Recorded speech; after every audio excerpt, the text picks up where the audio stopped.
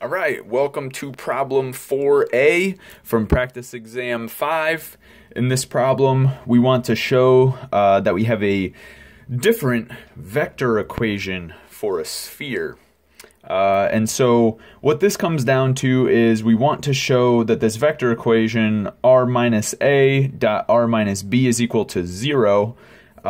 So telling us that these two vectors, r minus a and r minus b, these vectors are orthogonal, right? This is always what this means when we have two vectors, dot product is equal to 0, then our vectors are orthogonal or perpendicular. Either way, this vector r is going to be the position vector for a point with variable coordinates. So the point can have any x coordinate, y coordinate, z coordinate.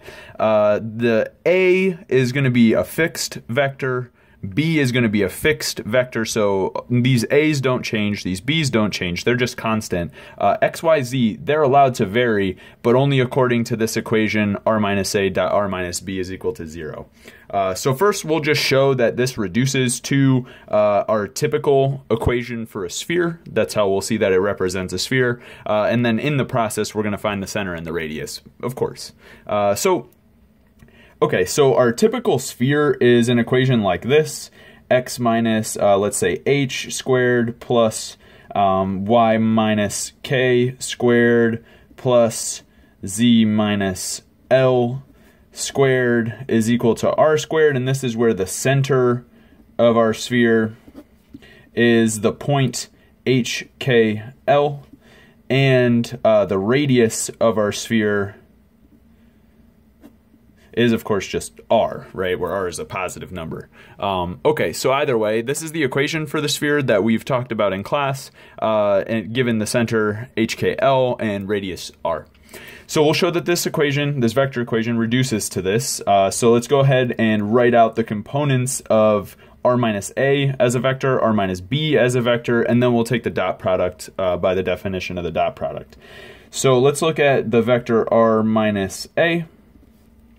So this vector is going to have components, well, there'll be the components of r subtracted by the components of a. So we're going to have x minus a1, y minus a2, z minus a3. So this will be our vector components for the vector r minus a. And then we also have the vector r minus b that we want to write the components for. So this will be x minus b1, y minus b2, and z minus b3. Okay, so those are our two vectors, r minus a and r minus b, and now we want to do the dot product of those two vectors. So let's do r minus a dot r minus b. Okay, we have the components for them, so let's write out all that stuff. So x minus a1, y minus a2, z minus a3, and we're going to dot this with the vector x minus b1, y minus b2, z minus b3. All right. And so to do our dot product, we know the coordinates, right? So what we're going to do is just multiply first coordinates, add it to multiplying the second coordinates, adding the product of the third components. So we're going to get x minus a1 times x minus b1 plus x, or sorry, not x, y minus a2 times y minus b2 plus our last ones, z minus a3 times z minus b3. Okay, so just double check that this is what we get when we do the dot product. Okay, so that's our dot product. We know this is equal to 0. We don't need to use that information quite yet. But what I'd like to do now is expand each one of these three terms. And the reason I want to do that is because the way that it's written currently, it's not in the form x minus a number squared plus y minus a number squared plus z minus a number squared. It's in this weird form of x minus some number times x minus some other number, and then same with the y's and z's. So we're going to have to do a little more work to show that this is indeed a sphere. So I'm going to move this over here a little bit because it's going to be a long expression. So we need to write out this expansion, this expansion, this expansion. So let's go ahead and do it. So we'll get x squared minus a1x minus b1x plus a1, b1. We're also going to get from the second one doing our distribution, right, using the distributive property, or expanding, however you want to say it, multiplying, right, y squared minus a2y minus b2y plus a2b2. And then the third product is going to be z squared minus a3z minus b3z plus a3b3. Okay, so this is currently what we have. And so we'll notice that for each variable, x, y, z, we have one quadratic term and two linear terms. So always of the form like x squared minus a1x minus b1x, you know, similarly for y, similarly for z. And so essentially what we want to do is complete the square for each of these collections of terms so that we can write them in exactly the form of the sphere that we already know and dearly love. So let's go ahead and do that. So this thing, I need to complete the square, right? So I'll just write equals. So how can I write this as x minus some number to the power 2? I may need to introduce more constants, and that's okay. We'll figure that out as we go. So typically the way that it is, so now you can think about it, I can combine these two terms, this minus a1x, this minus b1x, to just write minus the sum in you know, parentheses a1 plus b1 times x. So my coefficient is essentially just minus a1 minus b1. Right, but either way, what we're going to do is just take that number and divide by 2. And the reason that we do this is because when we actually expand this thing, you'll see that we get exactly what we want. And by all means, you should pause and double check that if you don't believe it.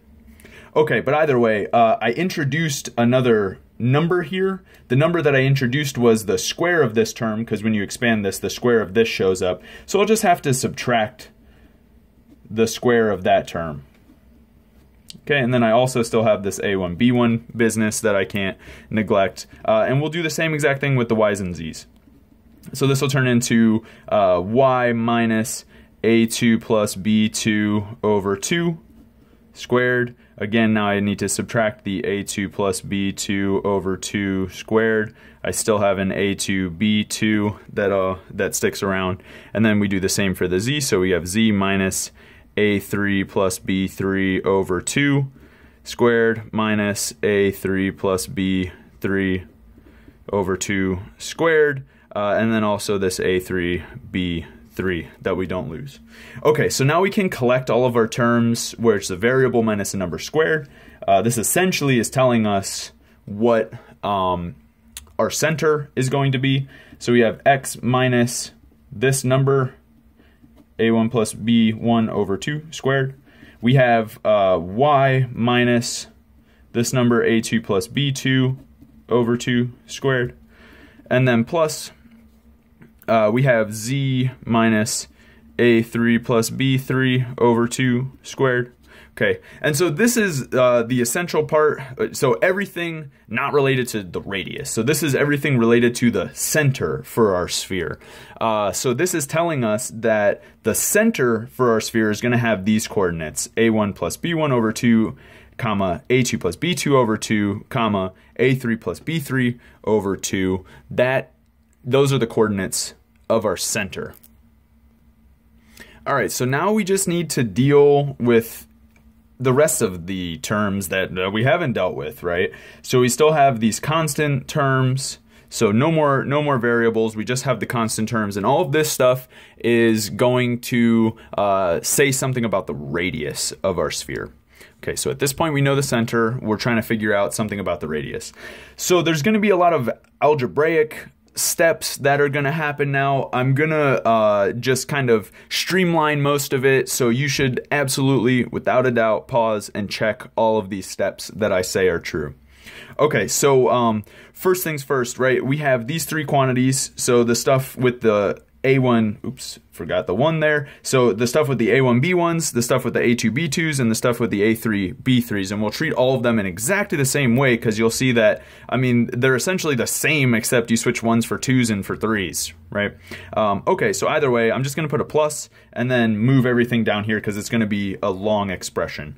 So for the A1, B1 business, when I start multiplying all this stuff out, so first of all, I have an A1 and B1, okay, product. And so for this quantity being squared, this is going to turn into A1 squared over 4 minus A1 B1 over 2. So this is where you absolutely need to check these things. B1 squared over 4. Keep writing 2. Don't write 2. It's a 4. So either way, that's for everything involving A1s and B1s. So I mean, and the stuff for the A2, B2, and A3, B3, they're all going to be exactly the same. So either way. So we got minus A2 squared over 4. Stop, don't write the 2, write a 4 because it's a 4. Minus A2B2 over 2 minus B2 squared over 4 plus A3B3 minus A3 squared over 4 minus A3B3 over 2 minus AB3 squared over 4. We did it! Almost. Now I need to simplify this stuff because it simplifies a lot. Okay, I'll show you how each term simplifies, and you will check it, all right? So either way, what we see is we have an A1, B1 minus a 1/2 A1, B1. So if you think about it, this will just turn into a positive 1/2 because I added 1 to a minus 1/2. So same thing for all of these, it just turns into a plus, turns into, oops, not that one. This one turns into a plus. Okay, either way, the way that this is reflected, and I can write this as a perfect square because each one of these collections of terms is a perfect square. So each one can be written as minus A1 minus B1 over 2. You absolutely should check that. So this is minus A2 minus B2 over 2 squared. And this one is minus A3 minus B3 over 2 squared. Okay, check that, please. You must. All right, but either way, we know that all of this stuff is equal to 0, right? So the sum of all of this stuff with our variables x, y, z, our centers, and then plus these 3 negative terms, it's all equal to 0. So, you know, maybe throw a 0 up here, maybe there was a 0 here or something. It doesn't really matter, honestly. But what's going to happen is I'm going to take all of these negative terms and add them. So they'll come up as positive on the other side of the equation. And this is all of the stuff regarding the radius, right? So here is our final equation. It will be x minus A1 plus B1 over 2 squared plus y minus A2 plus B2 over 2 squared plus z minus A3 plus B3 over 2 squared. And this is all equal to, and now everything on the right side is going to be the square of the radius. So the radius will be the positive square root of everything that I write on the right side of this equation. But either way, this is going to be A1 minus B1 over 2 squared plus A2 minus B2 over 2 squared plus A3 minus B3 over 2 squared. Okay, so our center has these components, these coordinates, A1 plus B1 over 2, comma, A2 plus B2 over 2, comma, A3 plus B3 over 2, and our radius is the positive square root of everything you see on the right side. Okay, and so this is it, right? So it's a sphere, clearly. It satisfies the equation in exactly that form, and we can say exactly what the center is, exactly what the radius is. All right, so I hope you enjoyed that. We'll do the second part of problem 4 in the next video.